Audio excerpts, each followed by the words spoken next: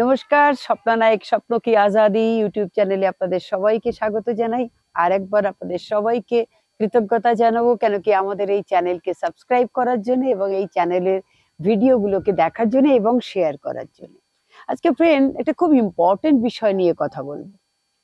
সেটা হচ্ছে, বেশিরভাগ সময় আমরা দেখেছি একটা বড় কিছু করার পরে সেই ব্যক্তিত্বগুলো কোথায় যেন হারিয়ে যায়।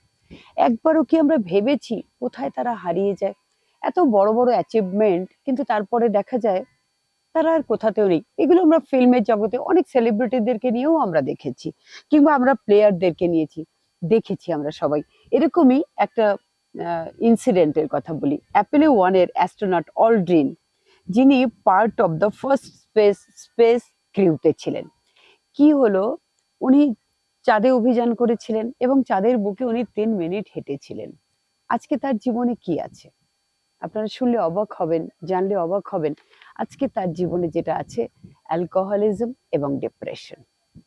কেন ফ্রেন্ড এরকম হয়?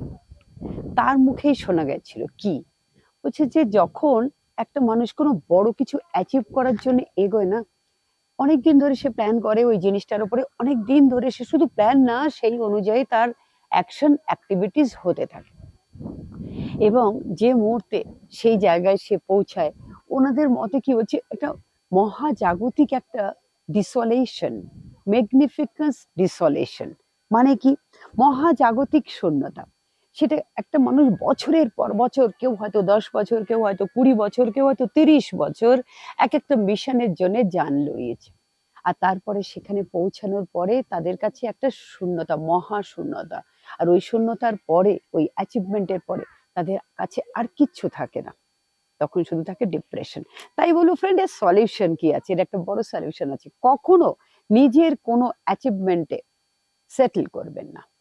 আর জীবনে ছোট বড় অ্যাচিভমেন্ট বলে না, যেটাই হচ্ছে, আমাদের প্রত্যেকের কাছে যেন কিছু কিছু স্বপ্ন থাকে, একটার পর একটা। আমরা একটা করছি, তো আমাদের আরেকটা স্বপ্ন সামনে রয়েছে, যেটা আমায় করতে হবে। একটা করছি, কখনো সেটেল করবেন না জীবনে।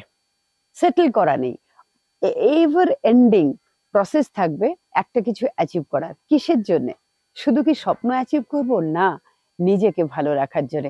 তো যখনই আমরা শুরু করছি আমাদের জীবনটা, আমাদের একটা ক্যারিয়ার শুরু করছি, বা আমাদের এই জীবনের যে যাত্রাটাকে আমরা বিউটিফুল করতে চাইছি, প্রত্যেকটি সময় একটা স্বপ্ন না, একাধিক স্বপ্ন রাখুন এবং সেই স্বপ্ন অনুযায়ী একটার পর একটা অ্যাচিভ করে চলুন। আপনার নিঃসঙ্গতা লাগবে না। ঠিক আমার সাথেও ঘটেছিল। আমি অবশ্যই ডিরেক্ট সেলিং ইন্ডাস্ট্রিকে আমি লিড করছি। তো আমি যখন টপ লেভেলে পৌঁছাই, তো আমার লোকে জানতে চেয়েছিল যে আপনি এখন কি করবেন। আমি সেদিন কিন্তু এতটা বুঝিনি, কিন্তু সেদিন আমার উত্তর ছিল, আবার জিরো থেকে শুরু করবো। ইয়েস ফ্রেন্ড, সবসময় একটা শেষ হলে আবার জিরো থেকে স্টার্ট করুন। হেলদি লাইফ, হেলদি ভাবে বাঁচুন, কখনো ডিপ্রেশন থাকবে না। থ্যাংক ইউ ভেরি মাচ আমায় শোনার জন্য।